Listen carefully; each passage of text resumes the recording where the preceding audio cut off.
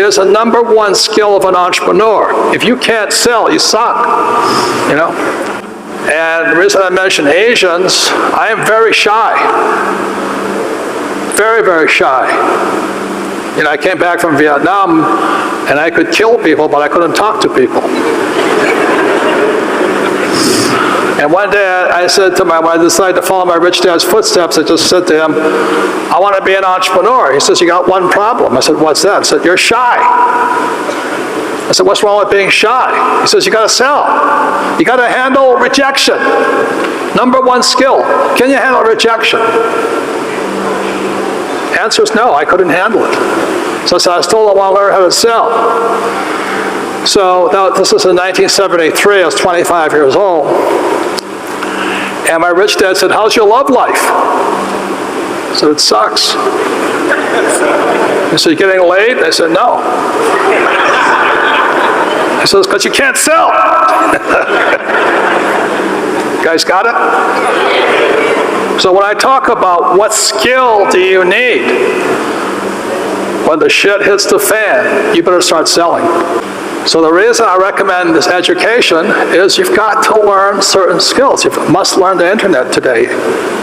You know, I hire guys to do my internet for me. I'm not smart at it, but I have the money to hire them because I can sell. If you can't sell, why waste your time? So I went to work for Xerox in 1974 so I could learn how to sell. It took me 4 years. Then I was #1. Okay? And today I'm a best-selling author. You know, most PhDs tell me I can't write. Yes, I said I can't write, but I can sell. If you can't sell, you don't make money, period. Again, the reason somebody thinks a house is an asset is because they lack financial intelligence or low financial IQ. They may have gone to Harvard or in whatever, but if you can't tell an asset from a hole in the ground, I don't know what the heck you can tell the difference of, you know? So, it's really quite simply, the most important word, for those of you in business or finance, know, the most important word is not income, expense, asset, liability. The most important word in the English language for the rich is a word called cash flow. You've got to know where the cash is flowing. So what a rich person is doing is controlling cash flow. So, if money comes from an asset into your pocket, it's an asset. So very simply, when I was 9 years old, my rich dad said, assets put money in your pocket whether you work or not. Okay, repeat after me. Assets put money in your pocket whether you work or not. Okay? And very simply, liabilities take money from your pocket. Okay? So what does a liability do? It takes money from your pocket. Okay? So the way you know you have an asset or a liability is very simply this. If let's say you're married with 3 kids and all this stuff, and you stop working, the money coming in is money from an asset, and the money going out is money from a liability. So if you happen to have a little house sitting over here, and it's sucking cash out of your pocket every month, it's a liability. A number of years ago, I bought a $7 million commercial building. I paid for it with 0 down, and every month, after everything is paid for, it puts about $30,000 a month income in my pocket, or $360,000 a year for no money down. So that is the price of having a good education or a bad education. A good education is knowing the good debt versus bad debt and how debtors can win if you know what you're doing. Even in this economic environment of high volatility, because I'm basing all of my investments not on capital gains or appreciation, I base all of my investments on cash flow, how much money comes in. So even though the real estate market has crashed, I hate to say this, but it's been good for me because more people became renters all of a sudden. So my rental rates went up, my income went up, I'm paying for it with cheap dollars and things like this. So, in the new rules of money, you have to know the difference between good debt and bad debt, and why savers are losers and debtors are winners. One of the more important lessons my rich dad taught me, he said there was 4 types of people in the world of business or money, whatever he said. And this here are the 4 different types of people, and he called this the cash flow quadrant. So E stands for employee, S stands for self-employed, small business or specialist like a doctor or a lawyer. B stands for big business, 500 employees or more, and I stands for investor. Now the distinction here is this, is that each of these are 4 different types of people. They have 4 different tax laws for all 4 different types of people, and this is throughout the world.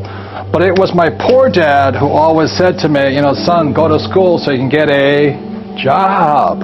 So my poor dad wanted me to be an employee like him. And there's nothing wrong with that and all this, except the tax laws are the worst for employees.